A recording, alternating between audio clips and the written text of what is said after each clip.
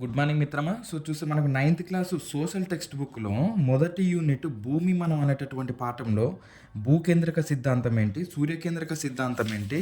అదేవిధంగా గెలాక్సీ అంటే ఏంటి? ఎట్లా ఏర్పడింది భూమి? భూమి ఒక గ్రహము. ఇది సూర్యుని చుట్టూ భూమి ఒక గంటకు 1,07,200 కిలోమీటర్ల వేగంతో తిరుగుతుంది. ఇలా తిరిగితే అది సూర్యుని చుట్టూ తిరగడానికి 365 రోజుల 5 గంటల 56 నిమిషాలు పడతా ఉంది.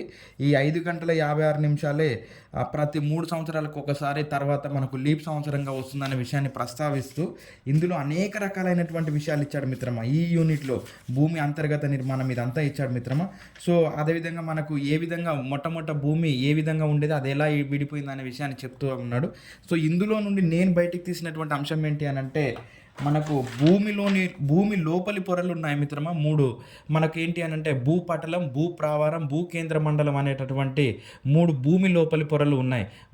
దీన్ని మనము క్రస్ట్, మాంటిల్ కోర్ అని కూడా పిలుస్తాం. సో మరి చూస్తే మనకు భూపటలము ఇది ఉపరితలం నుండి 100 కిలోమీటర్ల వరకు ఉంటుంది. దీనిలో వివిధ రకాలైనటువంటి రాళ్ళు ఉంటాయి.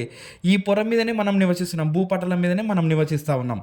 అదేవిధంగా రెండవ పొర అంటే భూపటలం కింది పొర భూప్రావారం, దీన్ని మనం మాంటిల్ అని అంటాం. ఇది 100 కిలోమీటర్ల నుంచి 2,900 కిలోమీటర్ల వరకు లోపలికి ఉంది. అదేవిధంగా ఇందులో సిలికేట్లు అనేటటువంటి రసాయనాలు ఉంటాయి. దీని పైభాగం మెత్తగా ఉండి తేలుతూ ఉంటుంది.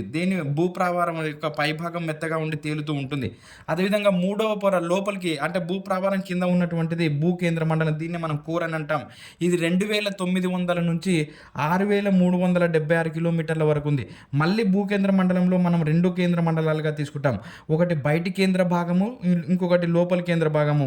బయటి కేంద్ర భాగం వచ్చేసి 2,900 నుంచి 5,100 కిలోమీటర్ల వరకు ఉంటుంది.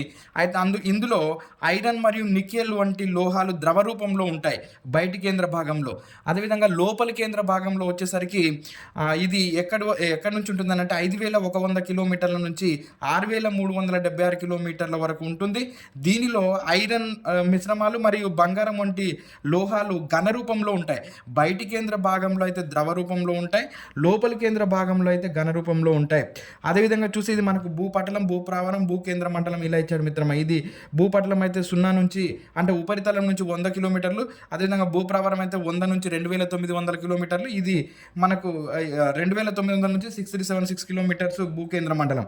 మరి వీటి యొక్క శాతాలు కూడా ఇచ్చాడు మిత్రమా. భూపటలం అయితే 1%, భూప్రావరం అయితే 16%, భూకేంద్ర మండలం అయితే 83%గా ఉంది. మన వీడియోను ఖచ్చితంగా లైక్ చేయండి మిత్రమా. ఇలాంటి మరెన్నో విషయాలు మీకు వస్తూనే ఉంటాయి. మన వీడియోని లైక్ చేయడం మర్చిపోకండి మిత్రమా.